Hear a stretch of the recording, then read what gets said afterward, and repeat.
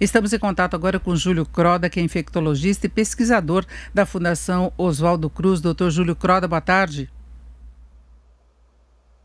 Boa tarde, Denise. É um prazer estar com você. Doutor Júlio, a Fundação Oswaldo Cruz teria feito uma pesquisa que mostrou que a média de mortes diárias por Covid caiu 28% em um mês. Essa é uma indicação positiva? O senhor confirma esse percentual?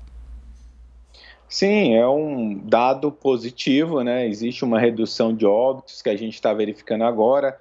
Veio acompanhado de queda de casos, queda de internação e o último indicador, redução de óbitos.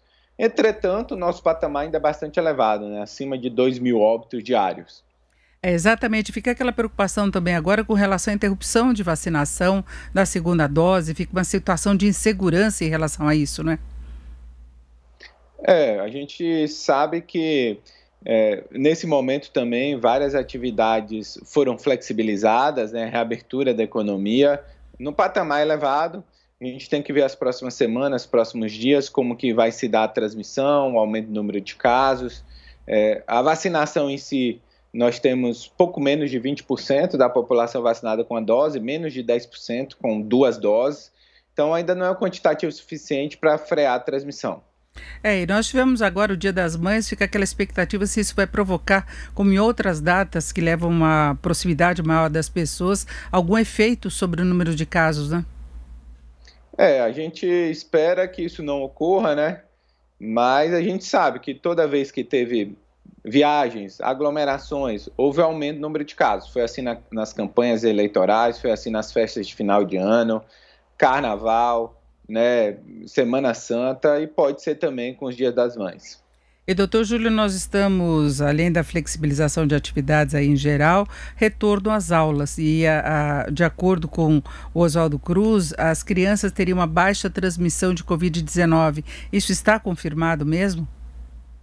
Então, o que a gente sabe é que a transmissão, principalmente em não adolescentes, em crianças, é mais baixo. A escola deveria ser um serviço prioritário no retorno às atividades, antes de bares, de restaurantes. E é super importante que a gente exerça essa transmissão.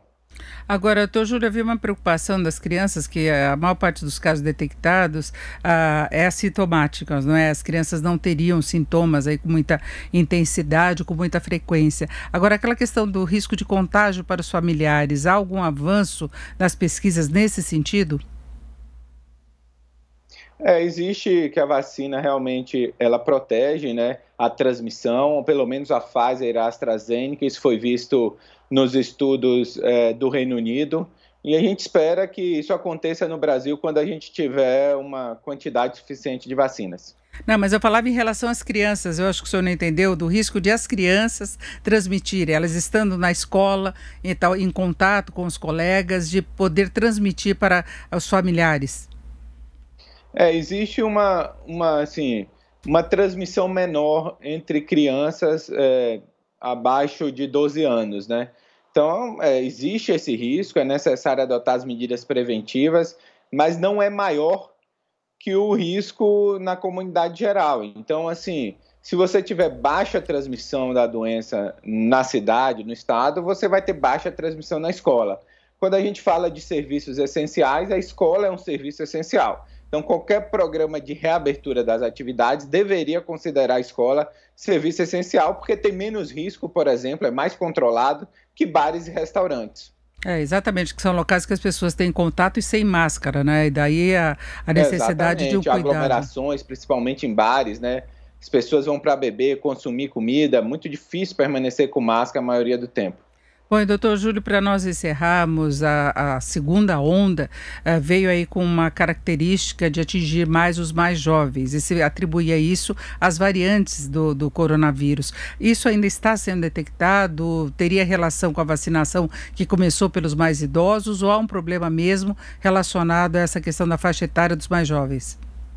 As duas coisas, Denise. A gente vacinou os idosos e aí esses idosos têm menor risco de hospitalização, mas as novas variantes, principalmente a P1, acomete com maior gravidade os jovens e leva maior número de pessoas a se hospitalizarem e eventualmente óbito. Então, a combinação de vacinação idosa e maior acometimento de jovens com doença grave gera esse efeito de mudança do perfil epidemiológico das pessoas internadas. Cada vez mais nós observamos pessoas mais jovens nos leitos de terapia intensiva, nas enfermarias dos hospitais. Perfeito, ouvimos Júlio Croda, que é infectologista, pesquisador da Fundação Oswaldo Cruz. Doutor Júlio, muito obrigado, uma boa tarde. Boa tarde, Denise, é um prazer estar com vocês.